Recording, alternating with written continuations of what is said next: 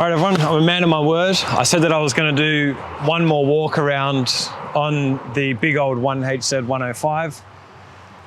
As I said previously, it's a bit of a bittersweet moment. This is the final video we'll be doing on this car. I did buy this with the intention to build it up as a bit of an all-rounder, so not perfect at anything, but a bit of touring, bit of four-wheel driving, still daily drivable. There was another opportunity come up, which you guys have obviously seen with the FTE 105 build that's underway at the moment. So that's happening.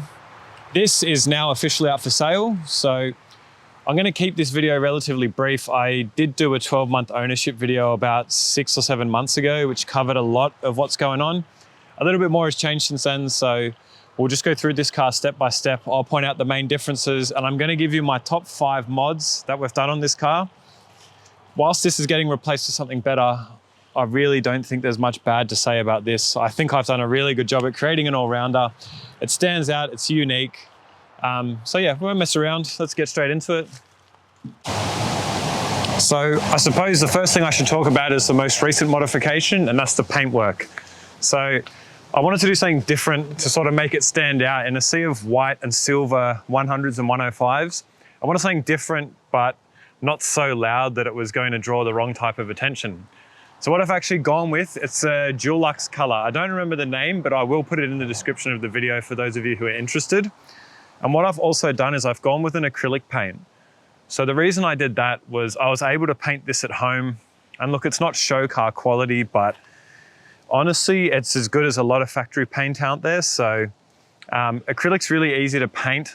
You don't need to put it in an oven. And I also decided to go with a non-metallic, which means that if you were to scratch or dent a panel off-road, I had enough paint mixed up pretty much to paint the whole car twice. So if I wrecked a panel, I could very easily color match it and then put it back onto the car, because I have the exact same paint mix that was done for this. And I got the paint mixed up by a company called VG Auto Paints. They're in Girraween in New South Wales. I found them very helpful. They'll pretty much mix any color for you.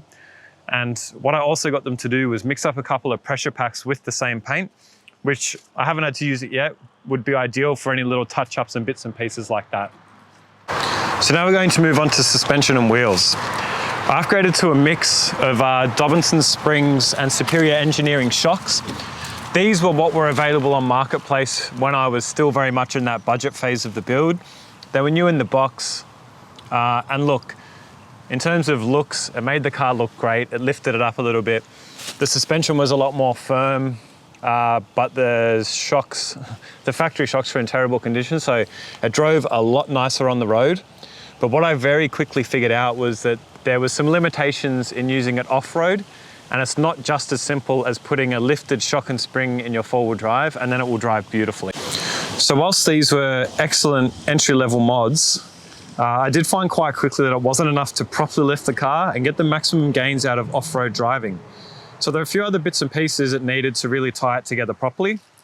I also bought these extra bits and pieces. I got new radius arms, which were to suit the lift, correcting caster, making it steer a lot nicer. I actually ended up buying arms for a 3-inch lift, which was 1 inch higher than the actual lift, as a few guys who know a lot more than me suggested it will help it pick up a bit of extra caster and it makes it drive a lot flatter. It also copped sway bar extensions front and back and a heavy duty rear sway bar. The heavy duty rear sway bar is a bit of give and take. This made the on-road handling miles better, but with the sway bar extensions, it still gave a good amount of articulation. Finally, I went a step further and replaced the trailing arms and upper arms with adjustable units to dial in the steering with the new lifts. After these mods, I believe I've truly struck the perfect budget all-round setup.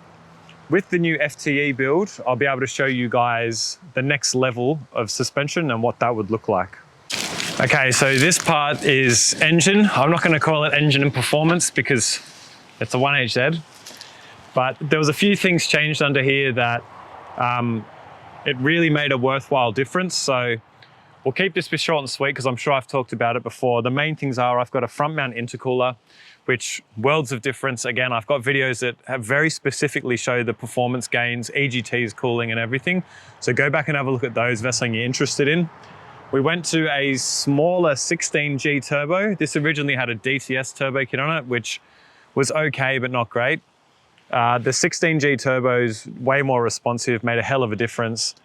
And outside of those two major things, there was a few service items. We did injectors and a couple of little bits and pieces. And again, it doesn't really turn these into a speed machine. And this is actually one of the weak points about the car. And it's the reason I was willing to go and look at something else. So the 1HZ engine is known for its reliability rather than being a particularly quick engine. And even though I've made the addition of the turbo and the intercooler and those other bits and pieces, it creates more power, which makes it drivable. But for my own personal taste, it's still not quite enough. Okay, so interior, I'm just gonna jump in. I've made a bit of a list here just to make sure I don't forget anything. So interior was very much a minimalist approach. I didn't want to build anything silly and over the top. I see cars that have gauges all up the pillars, custom steering wheels with bloody 10 different buttons on it, but that wasn't the goal with this. So literally all we've done in here is I've put a nice big double din screen in. It's CarPlay compatible, and it sort of gives the interior a bit of a modern touch, which I thought was nice. It allows me to use maps, which just increases the usability of the car without having to mount things in places and drill holes. I've got a small JRP gauge down here, which does my EGTs. I can monitor boost and that sort of thing. And again, I like that it's down out of the way in a dead space. I don't have to have things up on the dash flashing at me and carrying on.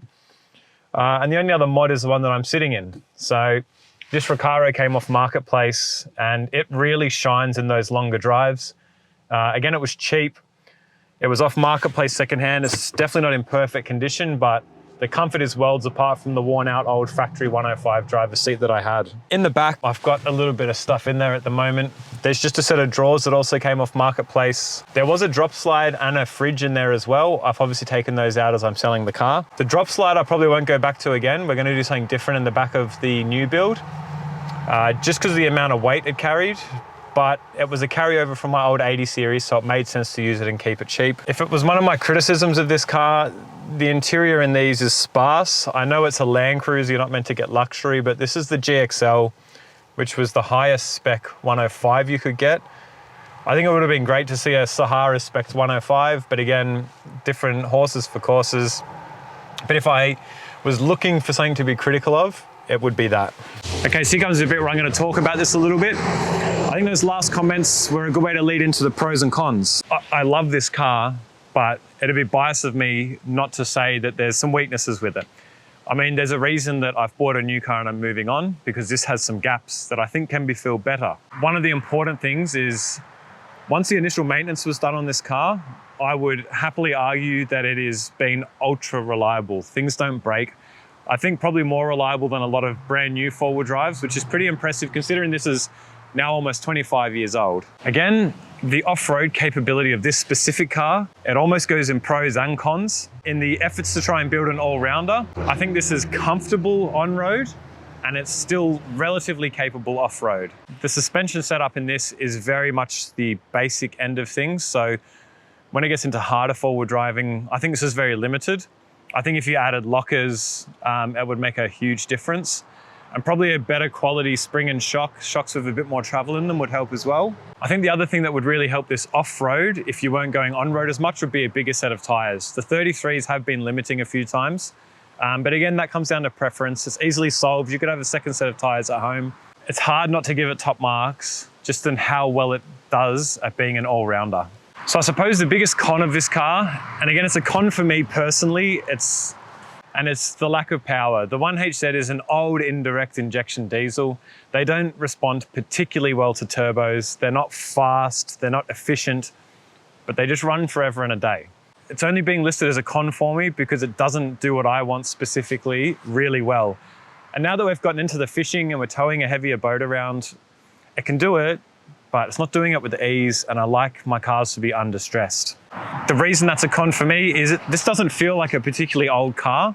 I feel like the 1HZ engine ages it more than what it actually is.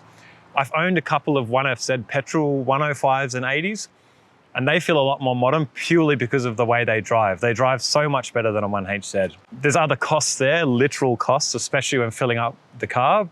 which is why I went back to a 1HZ. But again, I think the FTE becomes the ultimate answer for that. Now that I've done the pros and cons, and it might sound like I'm being quite negative, if what you're looking for is a car that's aging excellently, you want something reliable that's going to get you to where you want to go and back pretty much every time, deal with some tough stuff and do it all in comfort, then these are an excellent choice. Like I said, if the FTE didn't come up cheap, this would have done me for years to come. It's been an excellent car. With that said, I suppose I should get to the top 5 modifications. So my top 5 mods would be, number 1 is the suspension, purely because of what it was before and what it transformed into after. And with such a small amount of mods, we've done some pretty crazy tracks. We've been out to the Wattigans and got through some stuff that I don't think it should have.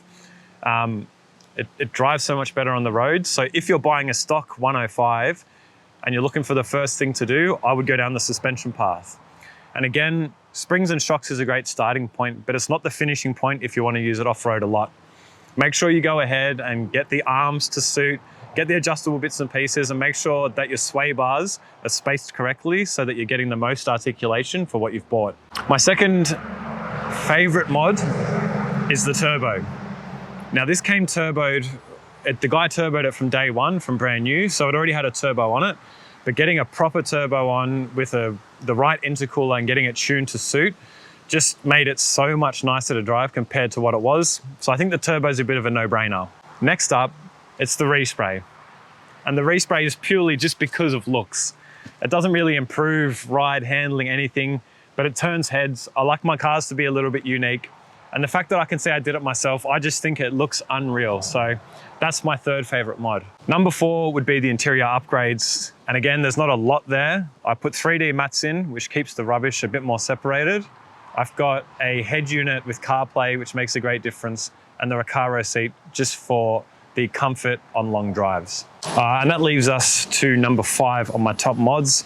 And again, this one's a mix of looks and performance, which is why I've chosen it, and it's the wheels and tires. The wheels, again, these are purely just for looks. I think they really pop. They set the car off nicely, it makes it pop.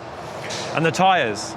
The factory tires were too small, the tread wasn't aggressive enough, so going up to this 33-inch in an all-terrain, the 33s are still quiet enough on the road, but they do well off-road as well.